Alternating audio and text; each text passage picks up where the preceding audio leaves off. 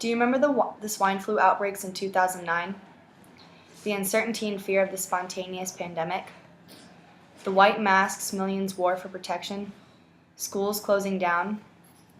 By the beginning of the outbreak, the World Health Organization counted 18,500 deaths confirmed by lab tests. This unexpected pandemic took America by storm and struck its youngest generation first.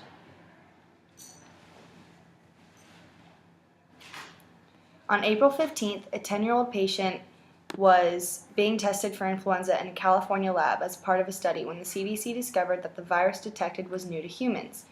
It was only 2 days later that another infection with the same virus was detected in an 8-year-old, just 130 miles away without any known connection to the previous patient.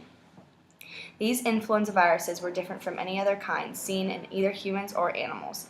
These influenza viruses were different from so we thought. As the CDC began to investigate, there were 12 cases that were discovered to randomly occur with North American lineage to swine influenza viruses during December 2005 to January 2009. 11 victims had some type of interaction, 5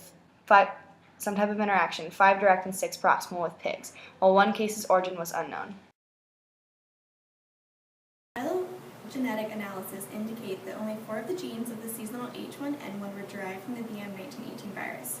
TMRCA estimates of a different gene for BM1918 and seasonal H1N1 suggest that they derived and co-circulated during the BM1918 outbreak. It means that the classical H1N1 resulted from reassortment between BM1918 and an unknown virus and is not an ancestor of the 1918 pandemic. Therefore, BM1918 and the precursors of the seasonal as well as the classical swine H1N1 virus co-circulated, which may have caused the influenza outbreaks during the 1918 pandemic.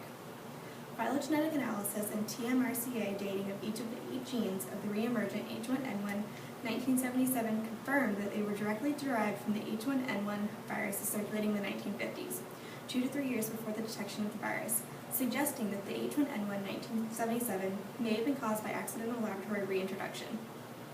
H2N2 1957, on the other hand, was confirmed by the phylogenetic analysis to have originated naturally by reassortment between circulating human and avian viruses, with novel H2N2 and PB1 genes derived from the Eurasian avian sources and introduced into human populations around 2 to 6 years before the pandemic.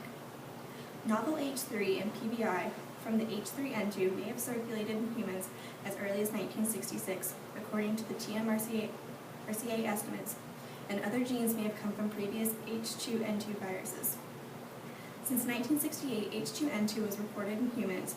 It co-circulated with H3N2 for 1 to 3 years.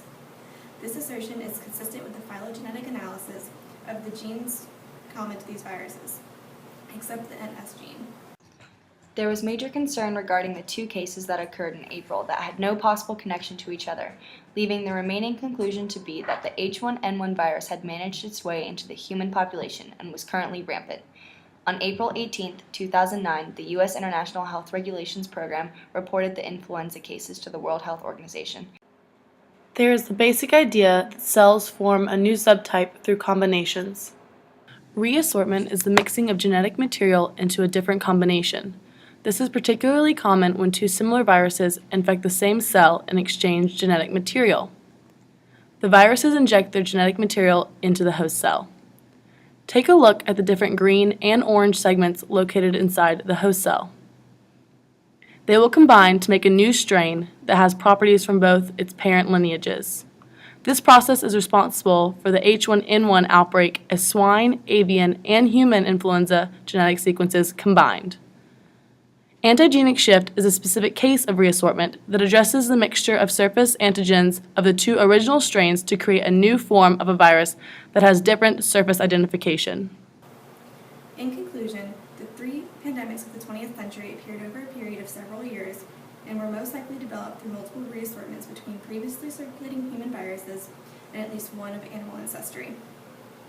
The analyzed gene segments for the H2N2 1957 and the H3N2 1968 pandemics appear to have originated from avian species, while animal sources that introduced the viral gene segments for the 1918 pandemic strain to humans are still unconfirmed. Studies show that over many years, viral gene segments from avian species have been introduced into human populations and have undergone reassortment with the existing human virus. Also, before the acquisition of the novel NA, and the internal genes in the 1918 and 1957 pandemic may have already been introduced into the prevailing human virus. In combination to surveillance of hemagglutinin, understanding the evolutionary history of these genes introduced by the mechanisms by which they are including the mechanisms by which they are transmitted between species and ultimately to humans is an important step in anticipating future pandemics.